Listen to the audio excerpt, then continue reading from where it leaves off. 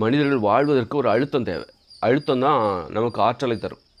அதாவது நமக்கு வாழணும், ஜெயிக்கணும் அப்படின்னா ஒரு அழுத்தம் தேவை, ப்ரெஷர் தேவை. இப்போ கார் டயரில் வந்து காற்று அடிக்கிறோம்.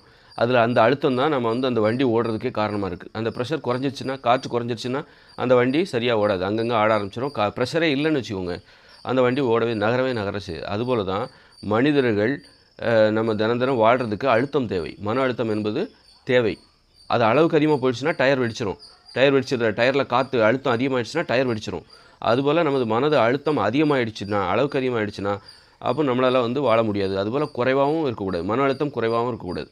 அப்போ இந்த அழுத்தம் இருக்குல்ல, அது அளவாக இருக்க வேண்டும். அப்போ அந்த அழுத்தத்தை எங்கேருந்து பெறுவது? ஒழுக்கமாக வாழ்வதிலிருந்து பெற முடியும். கட்டுப்பாடாக வாழ்வதிலிருந்து பெற முடியும். உணவில் ஒழுக்கம் இருக்கணும். உணவில் கட்டுப்பாடு இருக்கணும். அதை மாமிசம் சாப்பிடக்கூடாது, அரிசி சாப்பிடக்கூடாது, கோதுமை இதெல்லாம் சாப்பிடக்கூடாது, மீன், முட்டை, தயிர், மோர், பால், வெண்ணெய் இதெல்லாம் சாப்பிடக்கூடாது. அப்போ அப்படிங்கும்போது இதுவே ரொம்ப கஷ்டமாக இருக்கும். மன அழுத்தத்தை தரும். காய்கறிகளையும், பழங்களையும், கீரைகளையும், கிழங்குகளையும், பருப்புகள், கடலைகள், காளான், இலைத்தலைகள் இதை பச்சையாக சாப்பிடு. உப்பு சேர்க்காத. அப்போ இது எவ்வளோ பெரிய அழுத்தமாக இருக்கும் நினச்சி பாருங்கள். ஒரு மன அழுத்தத்தை தரும் உங்களுக்கு. அந்த அழுத்தம் தான், அதுதான் உணவில் நீ ஒழுக்கமாக இருக்குன்னு அர்த்தம். உணவு கட்டுப்பாடுங்கிறது அதுதான். அந்த கட்டுப்பாடு, உணவு ஒழுக்கம், அது தருகிற அழுத்தம் தான் நம்ம இந்த மனிதர்கள் வாழ்வதற்கு தேவைப்படுகிறது.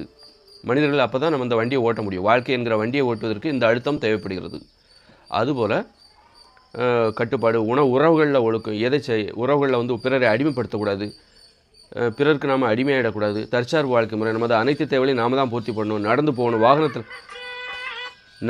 வாகனத்தில் போகக்கூடாது. இதெல்லாம் கட்டுப்பாடு. இன்னும் நடந்து போகணுமா, வாகனத்தில் போகக்கூடாதா? அப்போ நமக்கு ஒரு அழுத்தம் ஏற்படுதில்ல. நடந்து போகிறதுனால அந்த அழுத்தம் தான் நம்ம வாழ்வதற்கு, ஆரோக்கியமாக வாழ்வதற்கு உதவும். அதனால் அழுத்தம் என்பது எப்படி நேர்மையாக இருக்கணும், பிறரை ஏமாற்றக்கூடாது, திருடக்கூடாது.